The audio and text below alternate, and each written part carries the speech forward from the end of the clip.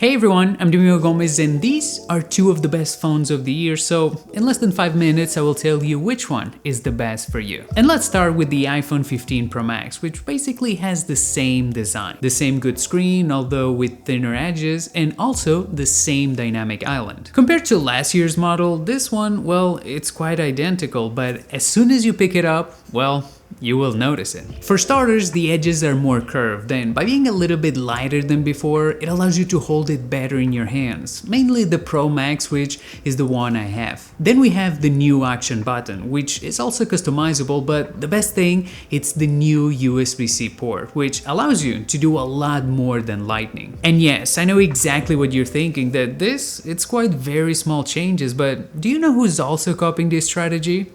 Samsung, since the S23 Ultra is also identical to the previous one. It has the screen a little bit flatter or the camera is a little bit bigger, but very few people will notice this difference. Although, if I must say, in the hands, it feels better than the iPhone. I think we're getting into a point where the changes between generations are so minimal that there's not even a point to be comparing it.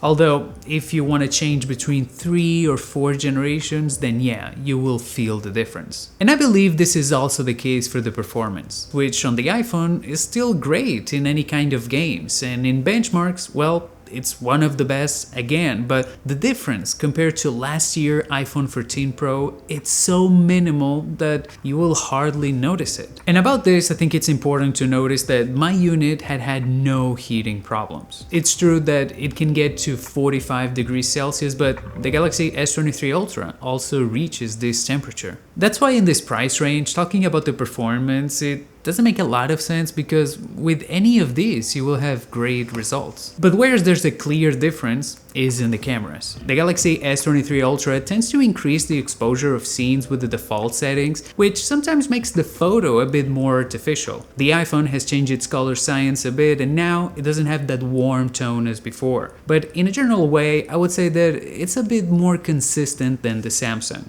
At night, both cameras are great, and even the S23 gives us more appealing colors, the iPhone holds more detail without softening. The skin tone of the iPhone also looks better with the front camera, but when we take a look at the telephoto, the Samsung is just better. The macro though, well, the iPhone gets it. When we move to video mode, with both of them, you will get really great results. Very good overall.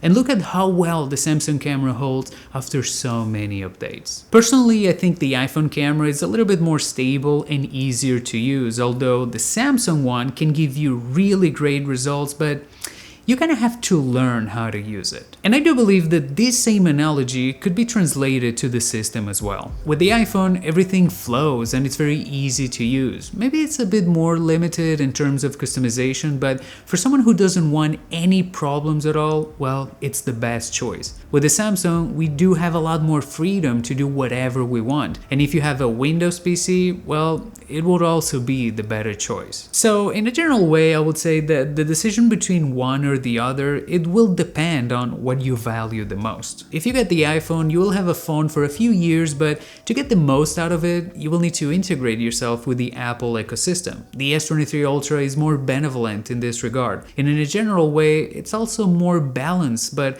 it requires you to learn how to use it properly. Ultimately, you have to decide which ecosystem will be the best, not only for your phone, but also for the rest of accessories and for your computer. And based on this, well, choose any of them. Both of them will give you a great screen, a battery that will last you for a full day, and even fast charging. Well, Samsung will give you fast charging. Although, for what it's worth, the iPhone tends to hold its value a little bit more, and it also receives more updates, so when you're spending more than $1,000 on a phone, well, I do think that this is important, so take it into consideration. But anyway, that's just my opinion, and if you have a different one, I can read you in the comments. I'll see you in the next one. Ciao, ciao!